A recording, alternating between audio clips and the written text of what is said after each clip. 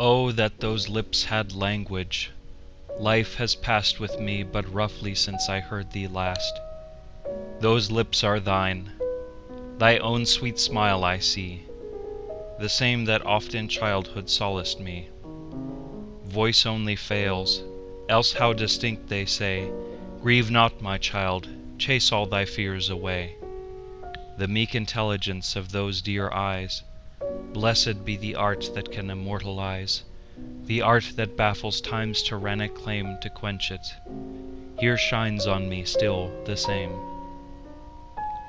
Faithful remembrancer of one so dear, O welcome guest, though unexpected here, who bidst me honor with an artless song, affectionate, a mother lost so long. I will obey, not willingly alone, but gladly, as the precept were her own. And while that face renews my filial grief, fancy shall weave a charm for my relief, shall steep me in Elysian reverie, a momentary dream that thou art she, my mother. When I learnt that thou wast dead, say, wast thou conscious of the tears I shed? Hovered thy spirit o'er thy sorrowing son? Wretch, even then life's journey just begun. Perhaps thou gavest me, though unfelt, a kiss, perhaps a tear, if souls can weep in bliss. Ah, that maternal smile! It answers, yes. I heard the bell tolled on thy burial day, I saw the hearse that bore thee slow away, and turning from my nursery window drew a long, long sigh, and wept a last adieu. But was it such? It was. Where thou art gone, adieus and farewells are a sound unknown.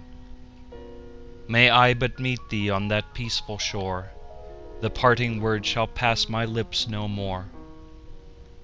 The maidens grieved themselves at my concern, oft gave me promise of thy quick return.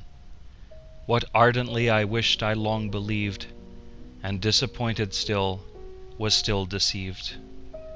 By expectation every day beguiled, dupe of tomorrow, even from a child. Thus many a sad tomorrow came and went, till all my stock of infant sorrow spent, I learned at last submission to my lot, but though I less deplored thee, ne'er forgot. Where once we dwelt our name is heard no more, children not thine have trod my nursery floor, and where the gardener robin day by day drew me to school along the public way, delighted with my bauble coach and wrapped in scarlet mantle warm and velvet capped, 'tis now become a history little known, that once we called the pastoral house our own, short-lived possession, but the record fair that memory keeps of all thy kindness there, still outlives many a storm that has effaced 1,000 other themes less deeply traced. Thy nightly visits to my chamber made, that thou mightst know me safe and warmly laid, thy morning bounties ere I left my home, the biscuit or confectionary plum, the fragrant waters on my cheek bestowed by thy own hand, till fresh they shone and glowed.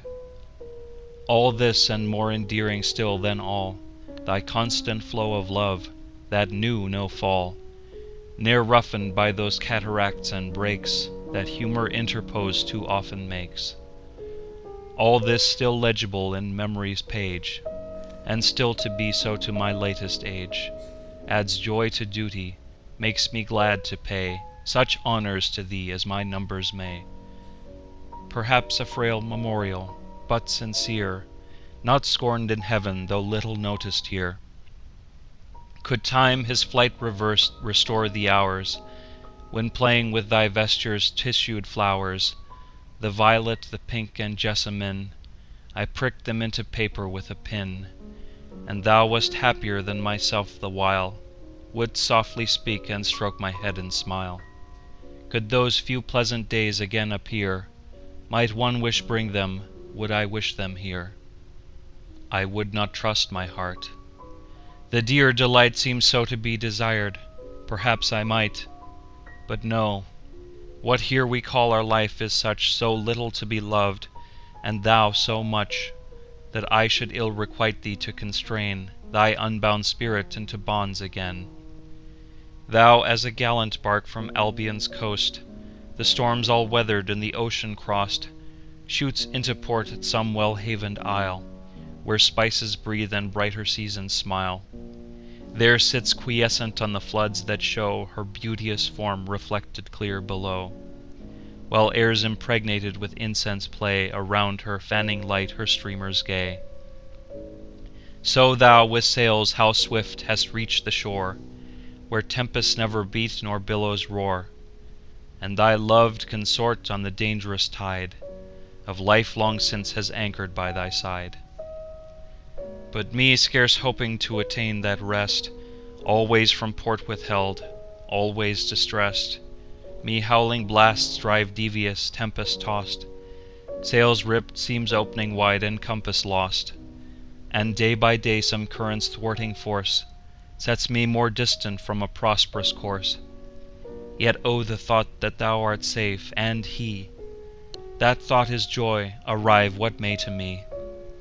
My boast is not that I deduce my birth from loins enthroned and rulers of the earth, but higher far my proud pretensions rise, the son of parents passed into the skies. And now, farewell. Time unrevoked has run his wonted course, yet what I wished is done. By contemplation's help, not sought in vain, I seem to have lived my childhood o'er again, to have renewed the joys that once were mine, without the sin of violating thine. And while the wings of fancy still are free, and I can view this mimic show of thee, time has but half succeeded in his theft, thyself removed, thy power to soothe me left.